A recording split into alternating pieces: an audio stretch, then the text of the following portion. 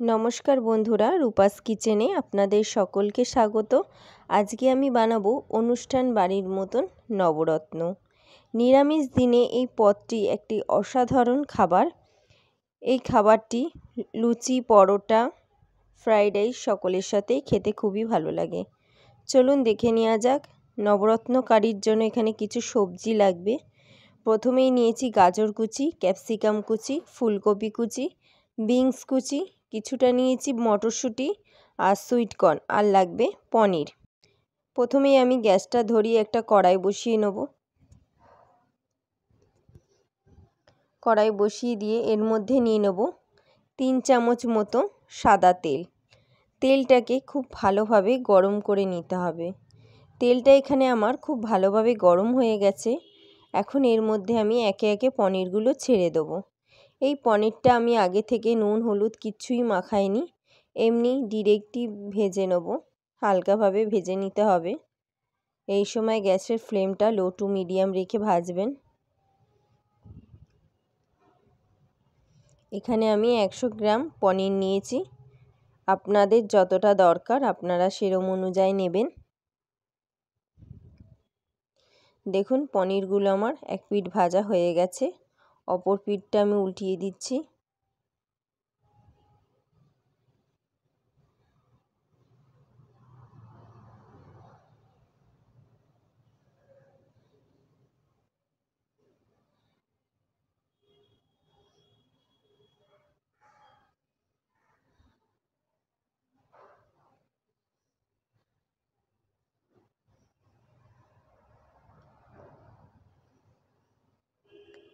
এইভাবে আমার দু পিঠই খুব ভালোভাবে ভাজা হয়ে গেছে।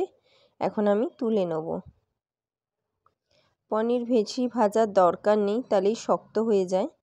তাই এরকম হালকা রং ধরলেই তুলে নেবেন।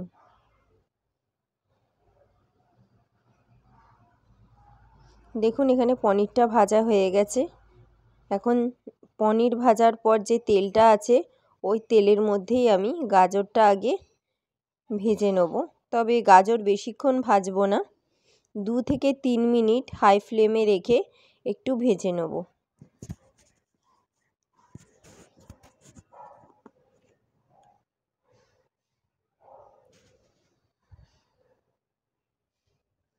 অনেকেই গাজরটা সিদ্ধ করেও নেয়, তবে আমি এখানে ভাজা করে রান্না করলে বেশি টেস্ট হয়। দেখুন এখানে আমার 2 থেকে 3 মিনিট ভাজা হয়ে গেছে, বেশি ভাজার দরকার নেই। এখন আমি গাজরটাকে তুলে নেব।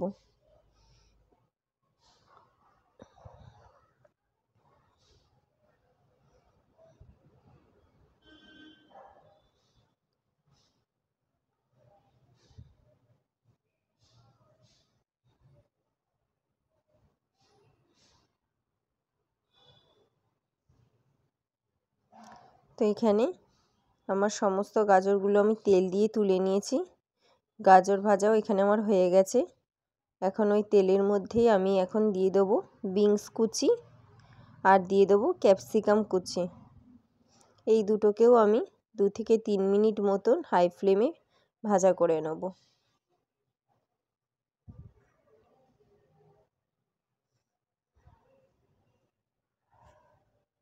দেখুন বিনস আর ক্যাপসিকামও আমার ভাজা হয়ে গেছে।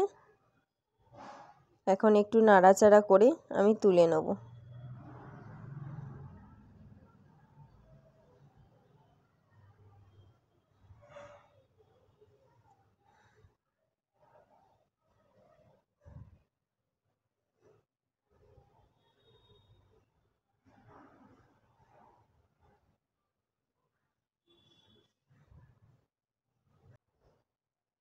বিনস আর ক্যাপসিকামগুলোকেও আমি কড়াই থেকে খুব ভালো করে তেল ঝরিয়ে তুলে নিয়েছি।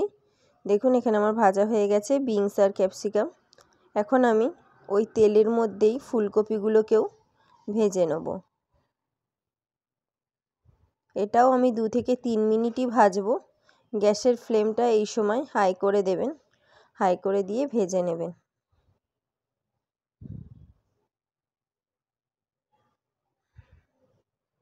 দেখুন ফুলকপিগুলো আমার বেশ লাল লাল হয়ে গেছে। এখন আমি ফুলকপিগুলোকেও তুলে নেব। এখানে আমার সমস্ত সবজি মোটামুটি ভাজা হয়ে গেছে।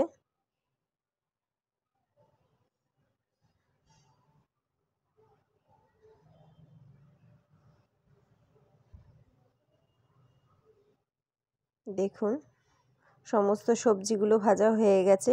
এখন এই কড়াইয়ের মধ্যেই আমি আরও 2 চামচ মতন সাদা তেল দিয়ে নেব। তেলটাকে খুব ভালো করে গরম করে নেব। তেলটা এখানে ভালো করে গরম হয়ে গেছে। এখন এর মধ্যে আমি দিয়ে দেব বেশ কিছুটা কাজু আর কিছুটা কিশমিশ। এটাকেও আমি একেবারে লো ফ্লেমে 2 মিনিট মতন ভাজা করে নেব। কাজু কিশমিশ দেওয়ার পর সবসময় গ্যাসের ফ্লেমটা লোতে রেখেই ভাজবেন, না হলে পুড়ে যেতে পারে। দেখুন এখানে আমার ভাজা হয়ে গেছে। এখন আমি একটা বাটিতে এটা তুলে রেখে দেবো সাইডে, পরে আমি এটা দেবো।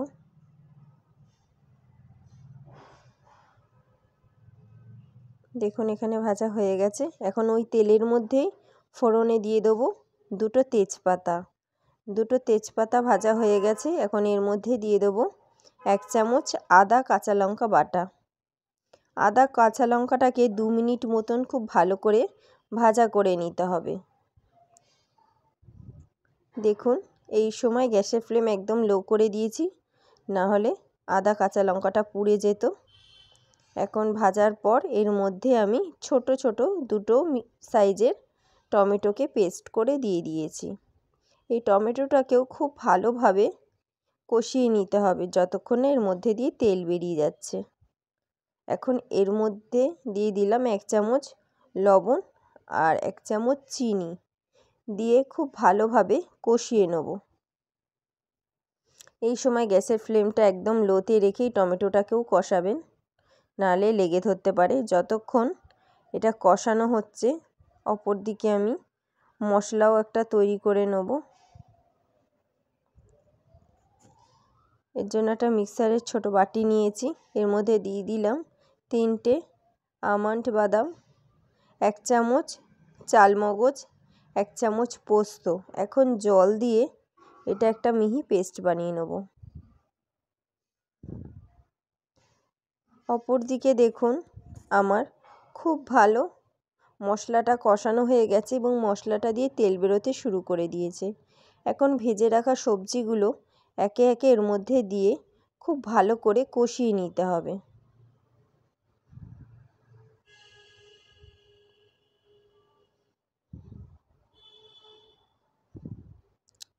সমস্ত সবজি দিয়ে দিলাম, এমনকি যে কড়াইশুঁটি আর সুইট কর্ন নিয়েছিলাম সেটাও এখন আমি দিয়ে দেবো। এই সময় গ্যাসের ফ্লেমটা মিডিয়াম রেখে সমস্ত সবজির সাথে মশলাটাকে খুব ভালোভাবে কষিয়ে নিতে হবে। এখানে আমি 10 মিনিট মতন লো আঁচে মশলার সাথে সবজিটাকে খুব ভালোভাবে কষিয়ে নিয়েছি। দেখুন সবজিগুলো খুব ভালোভাবে মজে গেছে এবং খুব ভালোভাবে তেলও ছেড়ে দিয়েছে। এখন আগে থেকে পেস্ট করে রাখা আমন্ড, পোস্ত আর চালমগজের পেস্টটা আমি দিয়ে দিলাম। এটা দিয়েও 5 মিনিট মতন আমি কষিয়ে নিয়েছি। সমস্ত মশলাটাকেই আমি লো টু মিডিয়াম ফ্লেমে রেখে কষিয়েছি। খুব ভালোভাবে এটাকে কষিয়ে নিতে হবে। এখানে দেখুন এটা কষানোর পরও খুব ভালো তেল ছেড়ে গেছে। এখন এর মধ্যে দিয়ে দিতে হবে পরিমাণ মতো দুধ। এই দুধটাকে আমি লিকুইড দুধ নিয়েছি। এই দুধটাকে আগে থেকেই আমি জাল দিয়ে ঠান্ডা করে রেখেছিলাম, সেই দুধটা এখানে ব্যবহার করেছি। এখন গ্যাসের ফ্লেম একদম লোতে করে দিয়ে ঢাকা দিয়ে 5 মিনিটের মতো রেখে দিতে হবে। 5 মিনিট বাদে আমি ফিরে এসেছি। দেখুন এখানে সমস্ত সবজি খুব ভালোভাবে সিদ্ধ হয়ে গেছে। এখন দিয়ে দিতে হবে আগের থেকে ভেজে রাখা কাজু আর কিশমিশ, আর দিয়ে দেবো ভেজে রাখা পনির। পনিরটা দিয়ে ভালো করে নাড়াচাড়া করে আবারও ঢেকে দেবো 5 মিনিটের জন্য, যাতে পনিরটা সফট হয়ে যায়।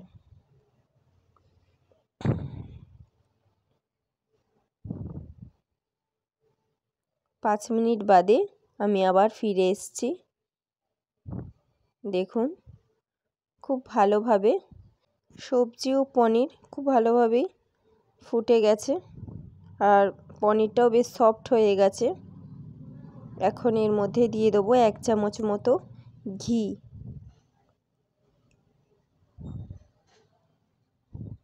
আর দিয়ে দেবো 1 চামচ গরম মশলা। এটা দিয়ে খুব ভালোভাবে নাড়াচাড়া করে 2 মিনিট মতন একটু ফুটিয়ে নিতে হবে। দেখুন এখানে আমার 2 মিনিট মতন ফুটে গেছে। এখানে নবরত্ন একেবারেই রেডি। তো বাড়িতে এইরকম নবরত্ন আপনারা অবশ্যই বানিয়ে খাবেন। আশা করছি আপনাদেরও খুব ভালো লাগবে আর খুব টেস্টি হয় এটা।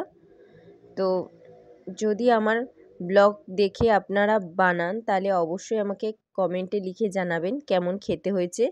আর আমার রান্নাটা যদি আপনাদের ভালো লেগে থাকে অবশ্যই একটা লাইক শেয়ার কমেন্ট করতে ভুলবেন না।